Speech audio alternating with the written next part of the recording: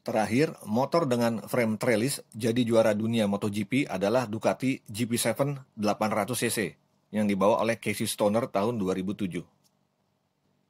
Kemudian, pada tahun 2009, Ducati meninggalkan frame besi krom molybdenum itu. Tapi, bukannya memakai aluminium, Ducati malah memilih bahan carbon fiber untuk frame dan swing arm motor. Lompat ke tahun 2017, pabrik motor KTM masuk ke dunia balap MotoGP secara full tim. Sebagai tim baru, KTM diberikan hak konsesi dalam keperluan pengembangan dan penelitian berbagai aspek motor supaya jadi kompetitif. Uniknya, tetap memakai frame besi trellis seperti dipakai oleh motor KTM kelas Moto3. Komitmen tersebut bisa jadi membuat banyak orang heran, kok masih ada tim MotoGP yang pakai frame trellis. Lompat lagi tahun 2020, pembalap rookie tim KTM asal Afrika Selatan, Brad Binder, menjadi pemenang di sirkuit Brno. Keinginan KTM supaya kompetitif di kelas MotoGP menjadi kenyataan dalam waktu dibilang relatif singkat, yaitu 3 tahun. Seri berikutnya di Spielberg, Red Bull Ring, pembalap tim KTM Tech 3, Miguel Oliveira, naik podium 1 setelah berhasil mengambil kesempatan dari kesalahan pembalap Ducati Jack Miller dan Pol Espargaro di tikungan terakhir 10 kecepatan medium. Faktor apa sih yang membuat performa motor KTM semakin baik? Apakah itu berhubungan dengan frame besi trellis atau setting elektronik di mana lebih presisi lagi mengatur karakteristik penyaluran power dan engine brake mesin V4 atau ada hal lainnya? Sejak musim balap 2019, pencapaian pembalap KTM makin bagus, khususnya Pol Espargaro. Seperti kata Direktur Motorsport KTM, Pete Boehner, Pol adalah pembalap yang berani. Tiap kali ia memacu motor di lintasan sirkuit selalu menekan sampai limit, dan itu membahayakan keselamatannya. Karena untuk menjadi cepat, seorang pembalap harus berani. Kontribusi Pol terhadap pengembangan motor adalah vital. Pabrik KTM bukan pemain baru di balap motor, khususnya kejuaraan dunia motocross dan balap ketahanan melewati medan berat seperti Paris-Dakar. Motor-motor KTM sering menjadi juara. Juga pada balapan Grand Prix lintasan aspal, sukses meraih titel juara dunia Moto3 tahun 2012, 2013, dan 2016. Prestasi dicapai Brad Binder sebelumnya dengan motor KTM adalah menjadi juara dunia Moto3 pada tahun 2016. Pada tahun 2019, ia ulangi lagi sebagai runner-up di kelas Moto2. Partisipasi KTM di balap MotoGP tahun 2017 bermodal pengetahuan yang masih terbatas. Prinsip yang dipegang ialah membangun motor dengan caranya sendiri, yaitu berbasis frame dari pipa besi dan memakai suspensi WP. Setelah melalui penelitian, akhirnya KTM memilih mesin dengan konfigurasi V4 silinder sebagai sumber daya motor. Sebenarnya, pada tahun 2005, KTM sudah pernah bekerja sama dengan tim MotoGP, yaitu Proton Roberts. Juara dunia 3 kali GP500 2 tak, Kenny Robert, sebagai pimpinan tim, memerlukan unit mesin baru untuk menggantikan mesin V5 silinder sebelumnya.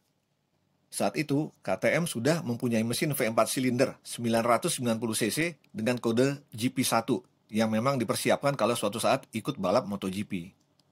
Supaya dimensinya kecil dan mudah menentukan titik berat secara tepat, mesin GP1 mengaplikasikan sudut V75 derajat. Mesin lumayan powerful untuk ukuran waktu itu, yaitu 230 horsepower at wheel pada putaran 15.500 rpm. Redline lebih dari 16.500 rpm. Mesin KTM GP1 sudah memakai teknologi mesin Formula 1, seperti sistem menutup klep intake dan exhaust dengan tekanan gas atau pneumatic valve system, dan cam followers.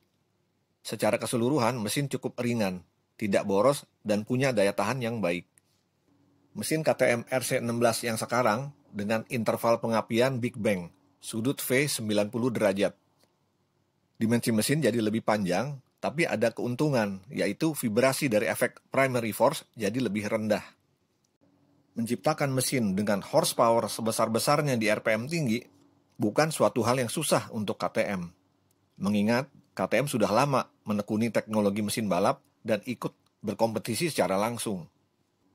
Intinya ialah bagaimana menciptakan mesin yang powerful di putaran atas, tapi memiliki rentang torsi transien yang cukup lebar sampai putaran rendah. Misalnya pada saat melewati tikungan kecepatan rendah gear 1 di bawah 7000 rpm. Torsi tetap kuat mendorong berakselerasi.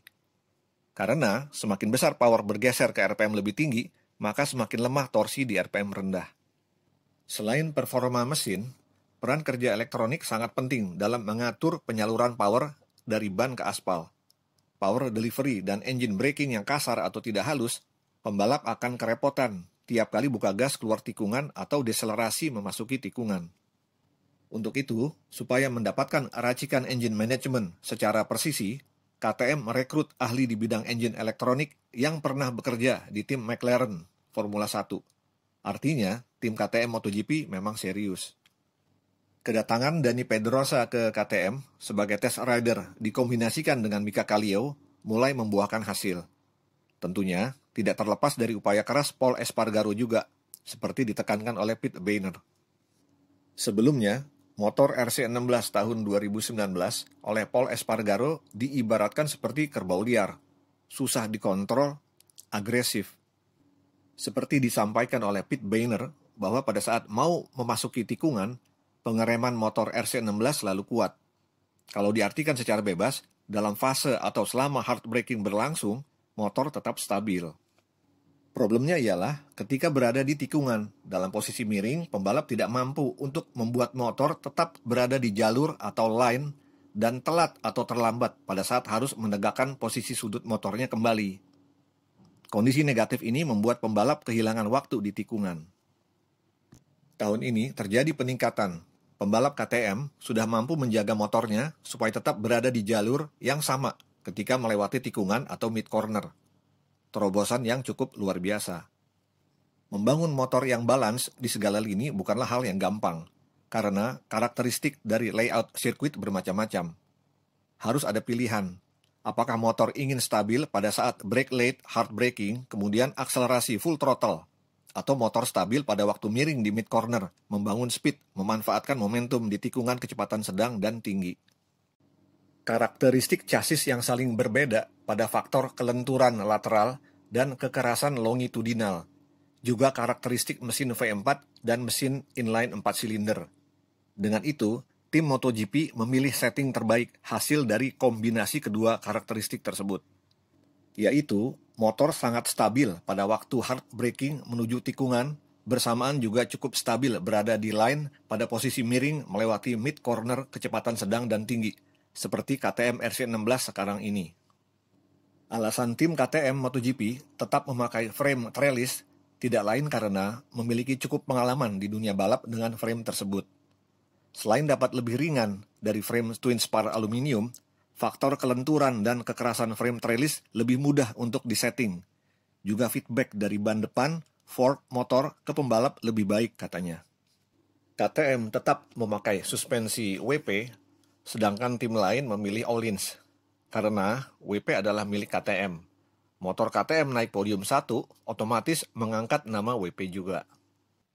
Semoga pada seri berikutnya, KTM tetap konsisten terhadap apa yang telah diraih. Terima kasih.